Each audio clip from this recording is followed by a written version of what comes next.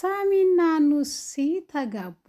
ሙሽሪት በአንድ አልጋ ሙሽራው በአንድ አልጋ ቀርቶ ብር አምባር ተሰበረሉ ተባለ። አሰላሙ አለይኩም ወራህመቱላሂ ወበረካቱ። ውድና የተከበራችሁ የፍቅር ጎጆ ቤተሰቦች እንዴት ናችሁ? ሁላችሁንም ሰላም ብያለሁ።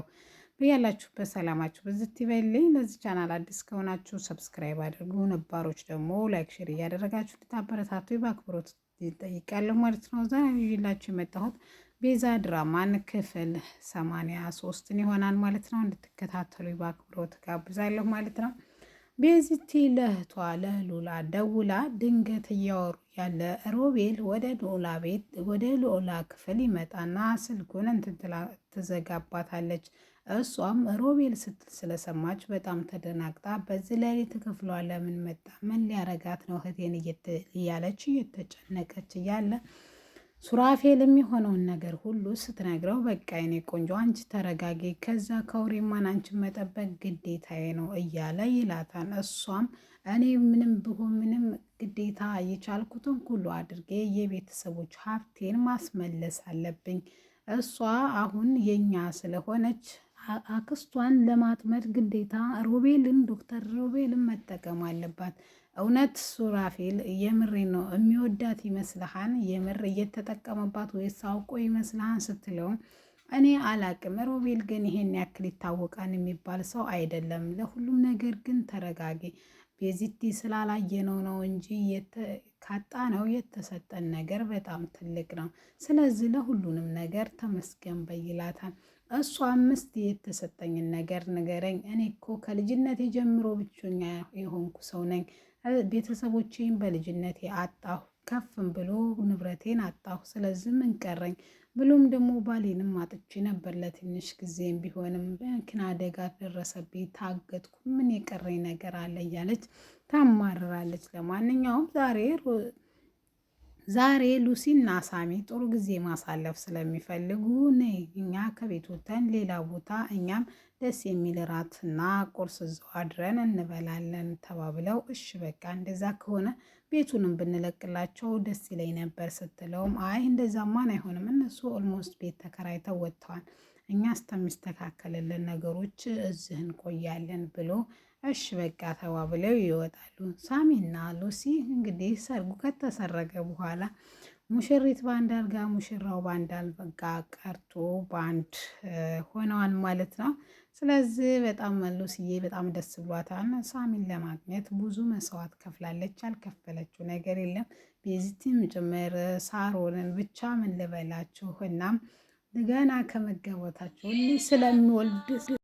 ከመጋባታቸው ስለመውለድ እያሰበች ስለሆነ መቼም ሌሊቱን ሙሉ ቁጭ ብለሽ ነው ያደርሽው። አቤት ሉሲ እንደው ምን ይሻልሻን እያለ እሱም ይቀልድባታል። ሳሚ በቃ ተንግዶ ዳኮን እናንተ እኮ ባልና ሚስት ሆን በቃ በህይወቴ ደስተኛ ሆኜ ነው መኖር ፈልገው እያለች አይዞሽ የኔ ቆንጆ እኔም ደስተኛ አርጌ ነው ማኖርሽ እያለ ቃል ይገባላታል። ቤዚቲና ሱራፌልም እራታቸውን በልተው ጠዋት ቁርስ እየበሉ እያለ እስቲ ላቀድሽውን ነገር ሁሉ ንገርኝ ልስማሽ ይላታል። እሷም ሱራፌል እንግዲህ ወዳ ምንም ይምጣ ምንም ሀብቴን ለማስመለስ ወንጀለኛ መሆን ካለብኝ ከልጅነት የጀምሮ ቤተሰቦችንና ሀብቴንና ነፃነቴን ያሳጣኝን ሮቤልን ገለዋለሁ። እሱ መጀመሪያ አንድ ነገር እንዲያደርግልኝ እፈልጋለሁ። ሀብቱን ከዘርፌ ወደ እሱ እንዳዞር እፈልጋለሁ። ሚስትም ልጅም ስለሌለው ከዛም እሱን ከገደልኩት በኋላ ብቸኛ ወራሽ እኔ ስለምሆን ትለዋለች። እንደዚህ አይነት ርካሽ ነገርማ ስታደርጌ ቆሚያ ላይሽም ይላታል። እሷም ምንም ነገር ባደርግ አይመለከትህም፣ አንተ እዚህ ነገር ውስጥ እንድትገባ አልፈልግም ትለዋለች። በዚህ ተጨቃጭቀው በቃ ለእኔ የምትሰቢልኝ እንደዚህ ራስ ወዳጅ አትሁኝ እኔ ማልናለኝ እያለ ሱራፌልም ይለምናታል። ሱሬ እኔ እኮ በጣም እንደምወድህ ታውቃለህ፣ ነገር ግን ሀብቴን ለማስመለስ የማልሄድበት ርቀት የለም ትላል። አንዳንዴ እኮ ተሸንፎ መቀመጥ መልካም ነገር ነው ሲልም እሷ ግን በፍጹም መሸነፍ እንደማትፈልግና እስከ መጨረሻው ድረስ ሄዳ እንደምታሸነፍ አቋም ስለሆነ ስለሚገባኝም ትለዋለች። እሱም ለሁሉም ነገር በቃ መልካም አንቺ አትበሳጭ አተረጋጊ ይላትና ያረጋጋታል። ሮቤል ጧት ተንቅልፎ ሲነሳ ሉላ በር ላይ ተቀምጣ ነበረ። ዶክተር መጣህ ዛሬ ስራ የለም እንዴ ስትለውም አይ ዛሬ ስራ እንኳ ነበረኝ፣ ነገር ግን አንቺ ከሆንሽ እኮ ስራዬ ቆየሽ። ዶክተር ግን አንድ ነገር ልጠይቅህ ትለዋለች። እሱም የፈለግሽውን መጠየቅ እንደምችል ይነግራታል። ግን ትወደኛለህ ስትለውም አዎ እወድሻለሁ፣ ነገር ግን እኮ እኔን ሳይሆን የምታፈቅረው ቤዛን ነው። እኔ ደግሞ ሳፈቅረው የኖርኩት ፊት ይሄንን ነው ይላታል። አይ ለብዙ ጊዜ ልትገለኝም ወይም የቤዛም እህት ነኝ፣ ደግሞም ቤተሰቦቼ ብዙ ነገሮችን አሳጥተውሃል፣ ልትበቀለኝ ይሆናል ስትለውም አይ እንደዛ አይደለም፣ እኔ በጣም ነው የምወድሽ፣ ይሄን የሞኝ አጠያየቅ እባክሽ ተይኝ ይላታል። እሷም ከሆነ በቃ ጥሩ ብላ በጣም ከድብርትሽ እንድትወጪ ወጣ ብለን ብንዝናና ሲላትም ትንሽ ካሰበች በኋላ በቃሽ እንውጣ ብላ ለመዝናናት ይወጣሉ። ከአዳር ሲመለሱ እንግዲህ ቤዚቲ ጋር መታ እንዴት ነው ቤታችሁ ተመቻችሁ ወይ? እንዳንቺ ቤትም ባይሆንም ነገር ግን ለዕለቱ መጠለያ ይሆንሻል እያለች ሉሲ ቤዚቲን ታጽናናታለች። ሉሲዬ አንቺንም ግራ አጋባነች፣ ሳሚንም እንደዛው፣ ነገር ግን ምን ላርግ ብለሽ ነው ህይወቴ ፈተና ብቻ ሆነብኝ ትላታለች። እሷም አትዘኝ ቤዚቲ፣ አንቺ ደስታ ብቻ ነው የሚያምርብሽ እያለች ሉሲም በአቅሟ ቤዚቲን እያጽናናቻት ነው። ነገር ግን አዲስ ፊቷ ላይ አዲስ ነገር ታያለች እና በጣም ደስተኛ ሆናለች። ሉሲ ምንድን ነው ምን ተገኘ ስትል ሳሚ ማታ ስትለው በቃ አይዞሽ አትንተብተቢ በቃ እኔ ገብቶኛል ብላ ቤዚቲ እንግዲህ አሽኮርብባታለች ማለት ነው። ምን ነው የሆነ ነገር ተናገርኩ እንዴ ብላ ውስጥ አረ መናገር አይጠበቅብሽም እኔ ገብቶኛል ትላታለች ማለት ነው። እሷም ከገባሽ አይቀር በቃ እንደዛ ነው ነገሩ፣ በቃ እኔ እኮ ተንግዲህ ወዲያ ሙሉ ሴት ሆንሽ ስትላትም እንዴ እስከ ዛሬ ወንድ ነበርኩ እንዴ ስትል አይ እንደዛ እንኳን ማለቴ አይደለም፣ ነገር ግን ያው ባለትዳር ስትሆን ሴት ልጅ ሙሉ ሴት ትባላለች፣ ለዛ ነው ትላለች። ለማንኛውም እድለኛ ነው ሳሚ አንቺን የመሰለች ንጹሕ አፍቃሪ ስላገኘ እያለች አዎ ብዙ ብታገልም መጨረሻ ግን ከአንቺም ከሳሩንም ቀምቼ የግሌ ባሌ አደረግኩት ትላታለች ማለት ነው። በማድረግሽም በጣም ደስ ብሎኛል። ለእናንተ ደስታ ህይወት ይገባችኋል። እንግዲህ ወዳ የእኛንም ችግር ሳሚንም ቢሆን አንቺንም አናካትታችሁም ትላታለች። ለማንኛውም የአንቺ ጉዳይ ምን ደረሰ? እህትሽ እስከ አንቺ ጎንና ስትላት አዎ ከኔ ጎንና፣ ድሮም አላመናትም እንጂ አክስቷ ናት ይህን ሁሉ ሴራ የሰራችው፣ እህቴ ምንም አታውቅም። ስለዚህ እህቴ የእኛ ሰው ናት የነሱ አይደለችም ትላታለች። በቃ ቤዚቲ በሚያስፈልግሽ ሰዓትና በምትፈልጊብኝ ሰዓት እኔ ከጎንሽ ነኝ፣ በፈለግሽው ሰዓት ልትደውይልኝ ትችያለሽ። ደግሞም እቃው አሮጌና እንደዚህ መስሎ ከታየሽ ገዝተሽ መቀየር ትችያለሽ።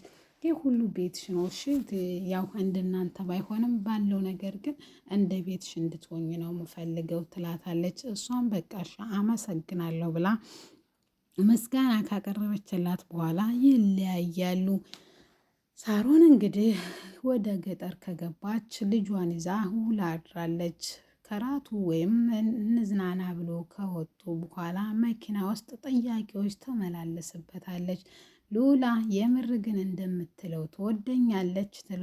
ትወደኛለህ ብላ ስትጠይቀው ምን አይነት ጥያቄ ነው ይሄ ደግሞ ዛሬ መላለሽብኝ? በጣም ነው የምወድሽ ሉላ፣ የምሬ ነው የምልሽ፣ እኔ በጣም ነው የማፈቅረሽ። ቤዛንም የሚባለውን እኔ ውሸት ነው፣ እኔ በጣም ነው ቤዚቲን የማፈቅራት ሲላትም ግን እኮ ለመግደል ብዙ ጊዜ ሞካክረሃን ስትለውም ውሸት ነው ያ ሁሉ፣ እኔ ከልጅነት ጀምሮ በጣም ነው የማፈቅራት ይላታል።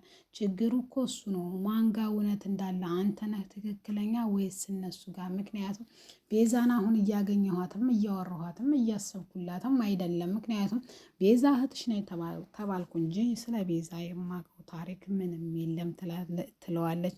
እሷም እና ምን ላይ ነህ?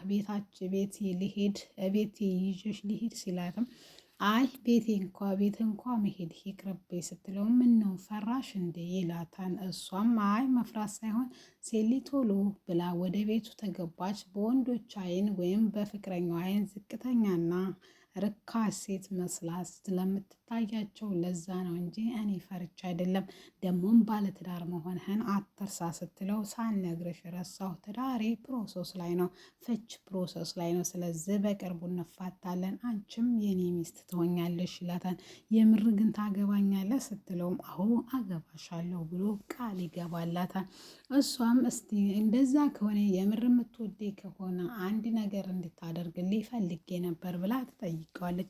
እሱም የፈለገችውን ነገር እንደሚያደርግላት ቃል ገብቶላት ምንድን ነው ሲላትም አክስቴ መበቀል ፈልጋለሁ። አንተ በጣም ብዙ ንብረት አለህ፣ እኔ ግን ምንም የለኝም። ስለዚህ አክስቴ ጋር ያለውን ንብረት አንተ ከኔ የተሻለ እውቀት ስለሚኖርህም ሀብቱን ሁሉ በስሜ እንድታዞርልኝ እፈልጋለሁ። ከዛም አንተም እኔም በቃ ሀብታም ሆነን እንኖራለን ይላታ ትለዋለች። እሱም ድንገት ይሄ ጥያቄ ለምንድን ነው ከሀብቱ ጋር የምታቀራኙ? እኔ እኮ አንቺን እንጂ ሀብትሽን አልፈልግም ሲላትም አንተ አሁን ስትፋታ ሚስትህም ግማሽ ሀብቱን ይዛ ትሄዳለች። በቃ ግማሽ ነው እኮ የሚቀርህ ዶክተር፣ ይህን ነገር አስብበትና እንድትነግረኝ ወይም እንድታደርግልኝ እፈልጋለሁ። አክስቴ ሙሉ ሀብቱን ልትወስዶ አይገባም፣ የቤተሰቦችን አይገባትም። አክስቴ ሁላችንንም ሸውዳናለች እያለች ትለዋለች። እሱም ነገር ግን የሆነ ነገር ፈልጋ እንደሆነ ስለገባው በቃ እሺ አደርግልሻለሁ የፈለግሽውን ነገር ግን ከዛ በፊት መፈራረም አለብን እያለ ይነግራታል። እሷም እሺ በቃ የፈለግከውን ነገር አደርግልሃለሁ፣ ግን ቃል ገባልኝ አንተም የቤተሰቦቼን ንብረትም በእጅ እንደምታስገባልኝ ትለዋለች። እሱም አብሽሪ ችግር የለውም የቤተሰቦችን ሀብት በእጅሽ ይገባል፣ ስለዚህ ዘርፌን የምበቀልበት መንገድ አገኘው። ዘርፌ ያሳደገችኝ እንጂ ቤተሰቤ አይደለችም። ስለዚህ ዘርፌን በደንብ ነው መበቀል የምፈልገው። እኔም ብቻ ሳይሆን ብዙ ሰው ሸውዳለች፣ እሷ ለእኔ አክስት አትገባም እያለች ታወራለች። ውድና የተከበራችሁ የፍቅር ጎጆ ቤተሰቦች ለዛሬ ነበረኝ ይህን ይመስል ነበር። ቀጣይ ይዤላችሁ እስከምንገናኝ